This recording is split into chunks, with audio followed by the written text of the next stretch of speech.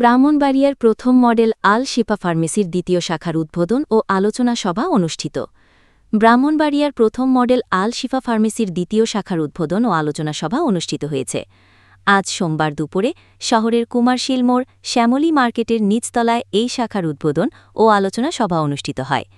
আল শিফা ফার্মেসির স্বত্বাধিকারী এইচ.এম. মুরাদের সভাপতিত্বে প্রধান অতিথি ছিলেন ব্রাহ্মণবাড়িয়া কেমিস্ট অ্যান্ড ড্রাগিস্টের সভাপতি মাওলানা কুতুবুদ্দিন। আল শিফা ফার্মেসির ফাইন্যান্স ডিরেক্টর রাজীব মিয়ার সঞ্চালনায় এ সময় আরও বক্তব্য রাখেন ব্রাহ্মণবাড়িয়া কেমিস্ট অ্যান্ড ড্রাগিস্টের সিনিয়র সভাপতি সানাউল হক ভূঁইয়া, সাবেক সভাপতি আহাম্মদ হোসেন, জেলা বিএনপির প্রচার সম্পাদক মোহাম্মদ মাহিন, আল শিফা ফার্মেসির উপদেষ্টা ও ব্রাহ্মণবাড়িয়া জেলা সাংবাদিক ইউনিয়নের সাধারণ সম্পাদক মোশাররফ হোসেন বেলাল, ব্রাহ্মণবাড়িয়া প্রেস ক্লাবের কার্যনির্বাহী কমিটির সদস্য মজিবুর রহমান খান, রাজধানী ঢাকা মিডফোর্ডের বিশিষ্ট ওষুধ ব্যবসায়ী ইমাম উদ্দিন, ব্রাহ্মণবাড়িয়া আরএসএম ফোরামের সভাপতি মাহবুবুর রহমান প্রমুখ। সভায় বক্তারা আল শিফা ফার্মেসির দ্বিতীয় শাখার উদ্বোধনের মধ্য দিয়ে ব্রাহ্মণবাড়িয়ায় সাধারণ গ্রাহকদের সেবার মান উন্নয়ন হবে বলে আশা রাখেন।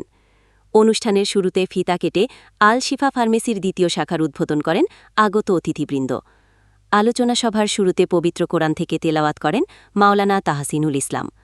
অনুষ্ঠান শেষে দোয়া পরিচালনা করেন কুমারশীল মোড় মদিনা মসজিদের খতিব মাওলানা জুনায়েদ আইয়ুবী। অনুষ্ঠানে ব্রাহ্মণবাড়িয়ার বিভিন্ন ফার্মেসির মালিকগণ ও জেলা কেমিস্ট অ্যান্ড ড্রাগিস্ট সমিতির নেতৃবৃন্দ উপস্থিত ছিলেন।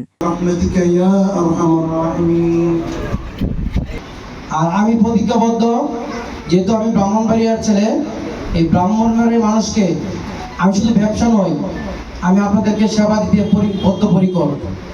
মুরাদ ভাইকে অন্তঃস্থল থেকে মোবারকবাদ জানাই। উনি এত সুন্দর